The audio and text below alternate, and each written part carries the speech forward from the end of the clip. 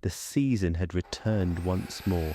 Like many companies, a secret Santa was organized and a small gift needed to be prepared. Creating something from materials already at hand in the shop seemed ideal, aiming for a project that could be completed in just one afternoon. The current accounts that we offer comes with an iconic wooden payment card, making the gift selection clear. A giant payment card featuring my colleague's name.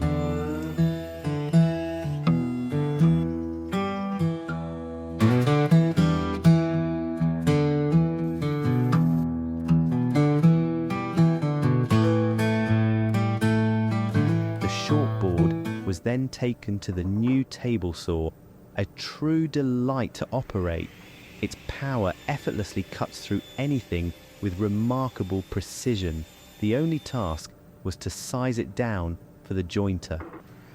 With the larger jointer yet to arrive, the maximum width of 41 centimeters was all this jointer could handle. It performed brilliantly on both the jointer and thicknesser sides. Afterward, I returned to the saw for the final width and length adjustments. The rounding jig crafted earlier came into play, marking the approximate curve with a Sharpie before heading to the bandsaw to trim the corners. Care was taken to stay close to the line. Next, a flush trim bit was installed in the router table, using the jig to achieve the precise corner shape desired. Remaining at the router table, a quarter round bit completed the board's final form. A small piece of brass was selected to cut the chip for the card, nearly the perfect size already. Next, the shaper origin was brought out to create a notch in a plywood board. After changing the bit, the scanning process commenced. Measurements of the rectangle were taken with calipers, and it was positioned directly using the machine's drawing tool.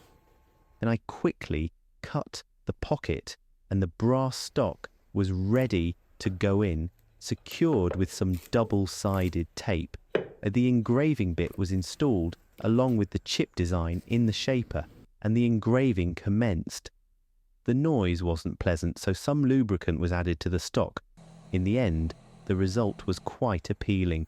Sanding followed with 180, 320 and 1000 grit, bringing a shiny finish. And it fits right here.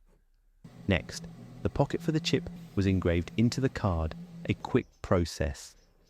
After a swift bit change, it was time to engrave the logo. Our mascot, a charming little fox, came to life, adorable and sleek. Next, the machine's tooling was used to inscribe the card holder's name. The shaper's tooling worked beautifully, though the result wasn't perfectly clean. Some burn marks appeared due to a dirty bit. However, that was no concern, since black paint would cover it. Finally, the back of the card was engraved with fake numbers, along with the pocket for the mag stripe and hologram. Speaking of the hologram, it was time for cutting. An offcut of aluminum was grabbed for the task, but the first attempt was a bit rushed and didn't go well. The second try succeeded though, making up for the butchered first piece. No worries, it happens. A two-part piece was the goal, so half was covered with painter's tape, while the polisher worked on the uncovered section. Since it wasn't secured to the table, it vibrated quite a bit, making it uncomfortable to use. Definitely something for a future project. The result turned out beautifully.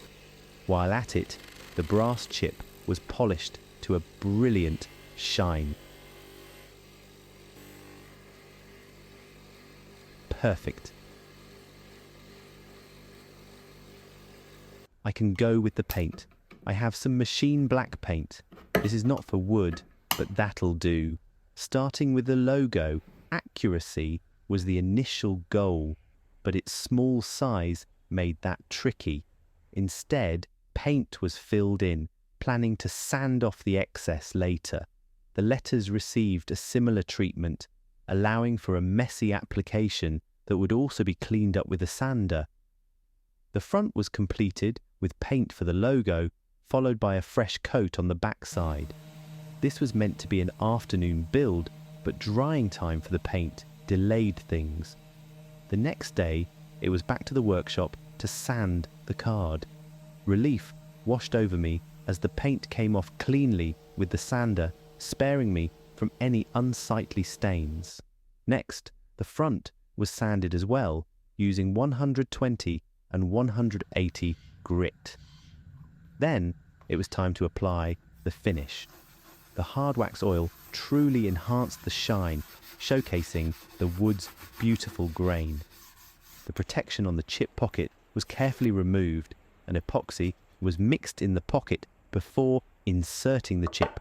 Turning the card upside down, the hologram was placed in position. The process repeated. Protection was removed, epoxy mixed in the pocket, and the aluminum piece was set in place. The result brings great satisfaction. The effort invested in a handmade gift always surpasses anything purchased from a store. Plus, I truly enjoyed the process, being in the shop, working with beautiful wood and creating something with my own hands. With the shop now at rest, dust settling and machines cooling, it was time to head to the little party. I believe he appreciated his gift, and that's what matters most. I also have a feeling that if I draw my co-founder next year, she'll want one as well.